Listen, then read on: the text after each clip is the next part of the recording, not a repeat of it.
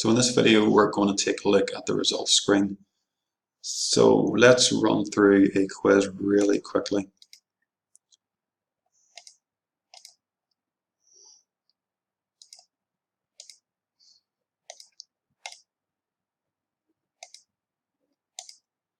And then after question 5 we should now get to the results screen because we selected a small quiz.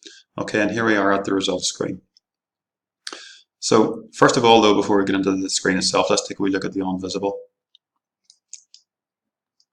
So the onVisible here then has the patch, and it's the patch function then that writes back to SharePoint. So first of all, I'm doing a check if the question number is greater than 0. So under normal circumstances, the question number will always be greater than 0. But sometimes when I'm developing this, I'm going directly to the results screen, and I don't want to write to SharePoint under those conditions. So if the question number is greater than 0, then do the patch.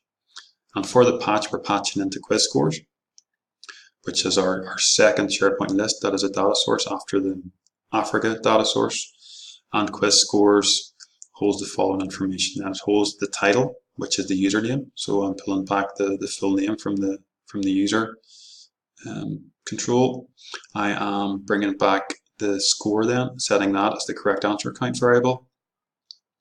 I'm setting the number of questions to the quiz size variable.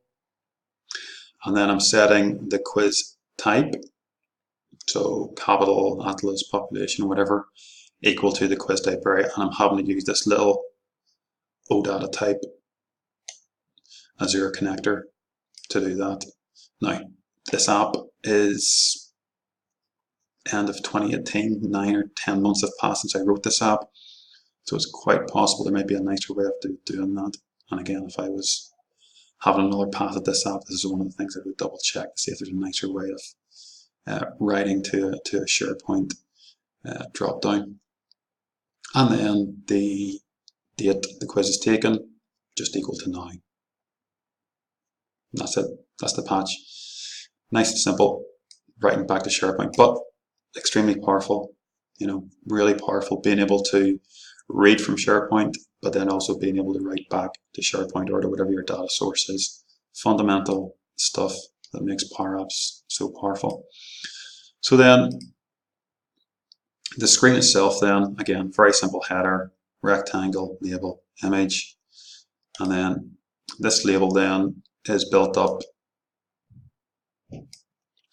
So if the correct answer count is 0, then you get an oh dear, sad face, else you get a congratulations, and it's you correctly answered your correct answer count out of your quiz size. So in this case we get congratulations, you correctly answered 5 questions out of 5.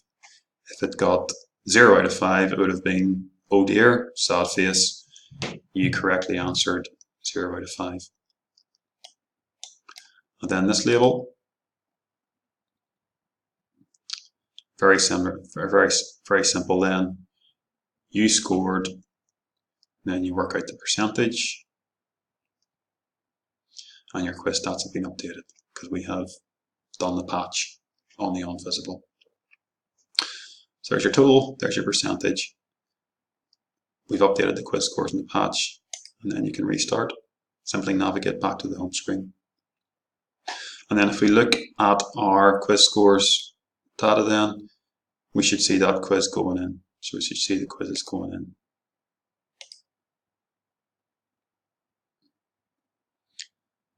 And there we go, there's the last one that I did on this video then. So 5 out of 5 from the capital quiz done on 2:30 on the 13th September. Okay, so that is the results screen. And then in the next video, we're going to come back and we're going to look at the home screen. And then we're going to look at how I'm making use of these quiz scores to create a very, very simple dashboard and just pulling through some quiz stats to make the home screen look a bit prettier and a bit more busy.